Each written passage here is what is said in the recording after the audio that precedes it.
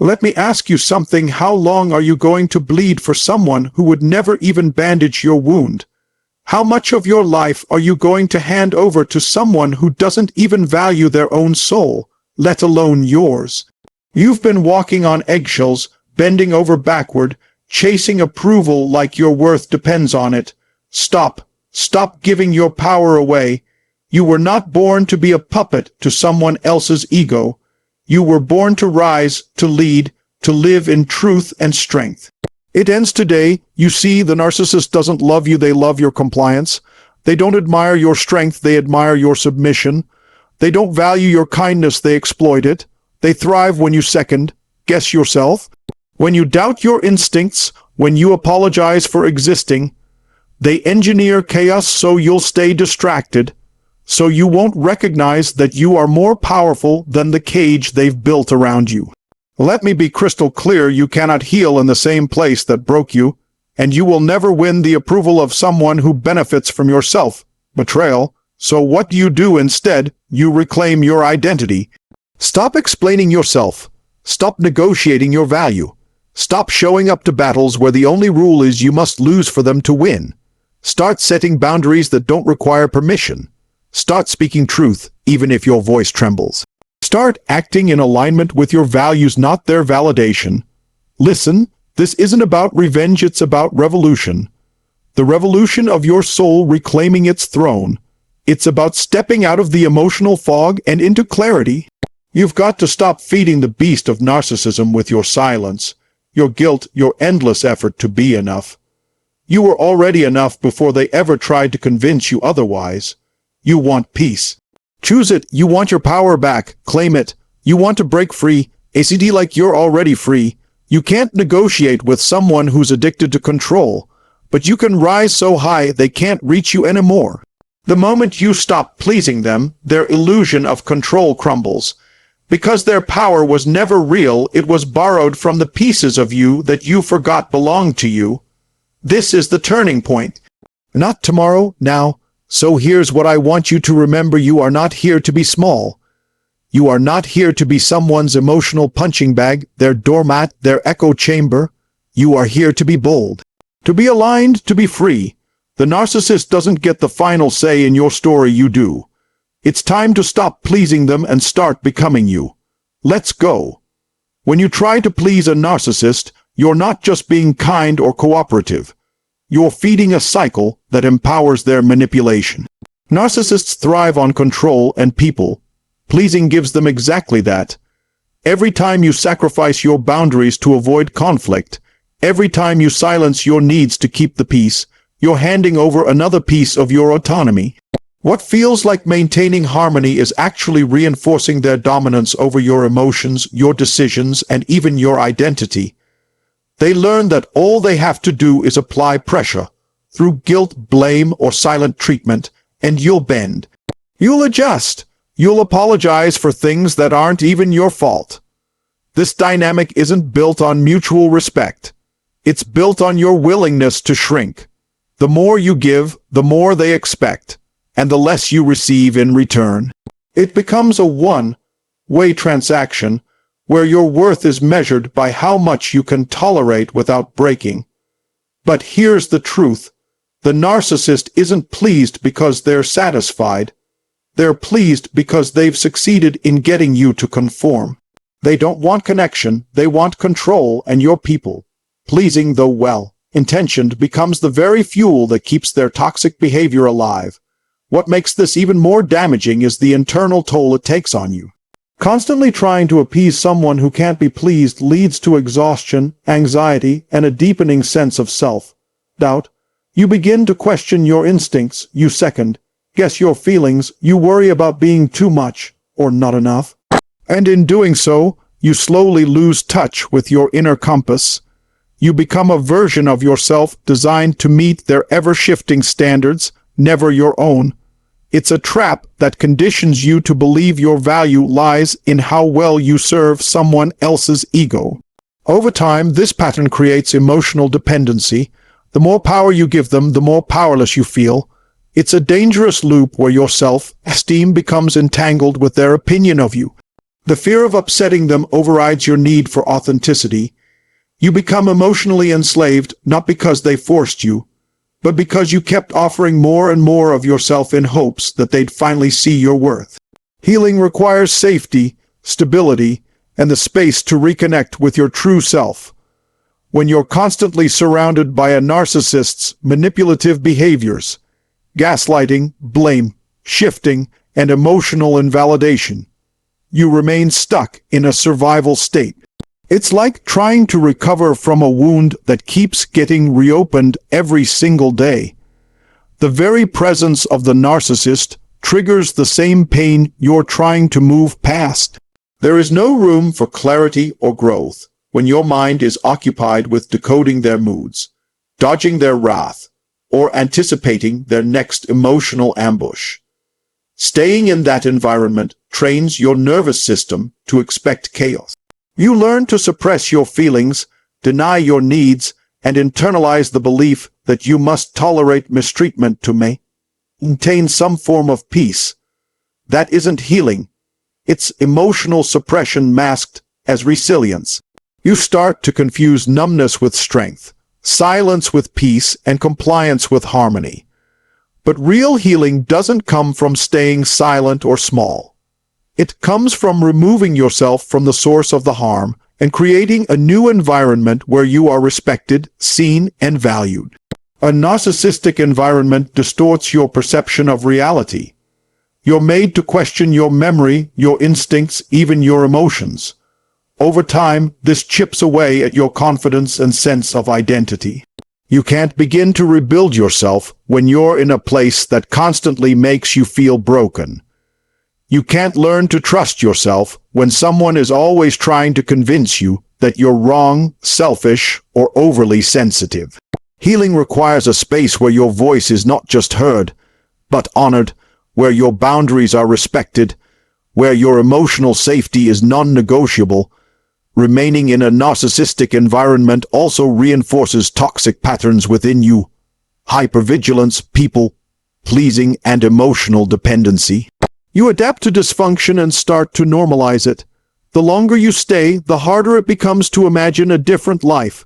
But no matter how much insight you gain, how many affirmations you say, or how hard you try to fix things, the healing can't fully begin while you're still being exposed to the same toxicity that caused the damage in the first place. The environment you choose to remain in directly impacts your ability to move forward, restore your confidence, and create the peace you truly deserve. When you've been in a relationship with a narcissist, your sense of self slowly erodes. You start living reactively, responding to their moods, their demands, their criticism, until one day you barely recognize who you are outside of that dynamic. Reclaiming your identity means drawing a clear line between what is you and what is them, and the most powerful way to do that is by setting firm, unapologetic boundaries that prioritize your well-being over their comfort. This isn't about being rude or confrontational. It's about honoring your truth without guilt or fear. Narcissists hate boundaries because they thrive on access to your emotions, your time, your energy, and your attention. The moment you begin to set limits, you disrupt their control. You're no longer a predictable source of supply, and while their reaction might be extreme, ranging from rage to guilt-tripping, it only confirms how essential boundaries are for your protection and growth. A narcissist's resistance to your boundaries isn't proof that you're being too harsh. It's proof that you're finally stepping out of their control. Unapologetic boundaries aren't just about saying no, they're about choosing you. Choosing to no longer over-explain yourself. Choosing to stop engaging in arguments that only exist to exhaust and confuse you. Choosing to walk away from manipulative tactics and silent treatments without the need to defend your decisions. Every time you hold a boundary, you reclaim a part of your identity that was lost in the chaos. This act of reclaiming also reprograms your inner dialogue. You begin to internalize new messages. I am allowed to take up space. My feelings matter. I am not responsible for other people's reactions. You stop living for approval and start living in alignment with your values, and as that alignment strengthens, so does your sense of identity. You become less reactive and more intentional, less afraid and more self-assured. You remember what it feels like to be in charge of your own life. Boundaries are not walls to keep others out. They are doors that help you choose who gets to come in. And when you choose from a place of clarity and self-respect, you begin building a life that reflects who you truly are, not who the narcissist tried to mold you into. When you're entangled with a narcissist, it becomes easy to measure your value through their reactions. How they treat you, whether they approve of you, whether they validate your feelings. But here's the truth. Narcissists don't see your true worth because they're too consumed with their own needs, image, and control. They manipulate not because you are weak or unworthy, but because they see your empathy, your desire to be loved, and your need for connection as tools to be used for their gain. And when you internalize their behavior, you begin to believe that something is wrong with you. This is the trap-chasing approval from someone who only gives it to maintain power over you. One day they praise you, the next they criticize you. One moment they make you feel special, the next they withdraw completely. You live in a constant state of emotional whiplash, trying harder and harder to earn their affection or avoid their rejection. This back and forth keeps you hooked, not because they love you, but because they've conditioned you to seek validation from someone who will never consistently give it. Your worth, however, is not based on how someone else treats you, especially someone who manipulates through praise and punishment.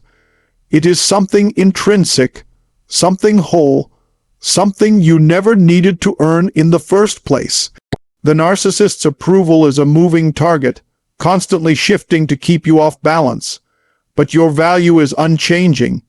It exists whether they recognize it or not, whether they love you or discard you, whether they compliment you or insult you. None of that changes the truth of who you are. The more you seek worth from their words, the more power you hand over. You begin to lose your voice, your standards, and your self-trust. You shrink your needs to fit inside their comfort zone. You morph into a version of yourself that feels acceptable to them, but completely foreign to you. That is the cost of letting someone else define your value. Real empowerment begins when you stop looking outward for confirmation and start looking inward for truth. When you affirm yourself without needing permission. When you recognize that the person who makes you feel unworthy is reflecting their own emptiness, not your inadequacy. When dealing with a narcissist, the more you try to explain yourself, justify your feelings, or seek understanding, the deeper you sink into their web of control. Narcissists are masters of distortion. They twist your words, deny your experiences, and manipulate the truth to make you question your own reality. Every time you try to negotiate, to find common ground or reach clarity, they shift the goalposts. They don't want resolution, they want domination. They benefit from your confusion, from your hesitation, from every moment you begin to second guess your own instincts. Self-doubt is the soil in which narcissists plant their influence. When you're unsure of yourself, you're easier to mold, easier to control, easier to keep dependent on their version of the truth. That's why they poke holes in your memory. That's why they invalidate your emotions. That's why they call you too sensitive, crazy, or dramatic. It's not random, it's strategic. Because if you're busy questioning yourself, you won't challenge them. If you're consumed with proving your worth, you won't see how little they're actually offering in return. Negotiating with a narcissist is like trying to play a fair game with someone who changes the rules every time they start to lose. You'll never win. Not because you're wrong, but because the conversation isn't designed for resolution. It's designed to wear you down, to keep you engaged, to trap you in a cycle where your focus is always on managing them instead of protecting yourself. The truth is, you don't owe anyone your self-trust. You don't need to explain your boundaries. You don't need to justify your need for respect. The more you engage in debates about your right to be treated with dignity, the more you hand over your power. Some people are not interested in understanding you. They're interested in keeping you off. balance, so you remain easier to control. The breakthrough happens when you stop participating in those cycles. When you stop answering manipulative questions. When you stop justifying your decisions to someone who only listens to twist your words. When you start realizing that the person who benefits from your insecurity is not someone you need to convince. They are someone you need to disconnect from. One of the most draining aspects of being entangled with a narcissist is the constant urge to explain yourself.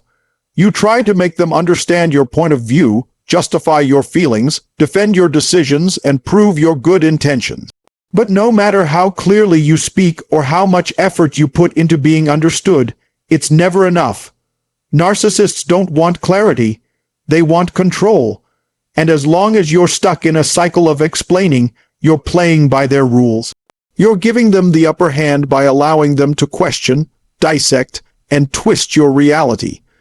Real freedom comes the moment you stop trying to be understood by someone who is committed to misunderstanding you. It's the moment you stop chasing their approval and start standing in your truth. Unshaken, unbothered, and unapologetic. Acting with truth doesn't mean reacting to every insult or defending every choice. It means being so rooted in who you are that you no longer need outside validation to feel secure in your path. It means trusting your gut over their manipulation. It means honoring your peace over their drama. When you act from truth, you reclaim your voice. You stop shrinking to avoid conflict. You stop walking on eggshells. You stop pretending everything's fine just to keep someone else comfortable. Instead, you start making decisions that align with your values, even if it upsets them. You set boundaries not to punish, but to protect. You walk away from disrespect without offering a 10-paragraph explanation. You give yourself permission to prioritize your emotional well-being, regardless of how they interpret it. The narcissist will likely escalate when you stop explaining. They'll accuse you of being cold, selfish, or unreasonable. But this is their fear speaking. The fear that they can no longer control you through guilt or confusion. And that's when you'll know you're stepping into real power, because you're no longer dancing around their chaos. You're no longer defending your existence. You're living in alignment with your own truth, and that is the essence of freedom.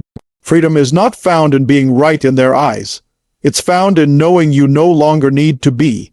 It's found in releasing the pressure to perform, to please, or to prove, and simply choosing to live honestly and fearlessly.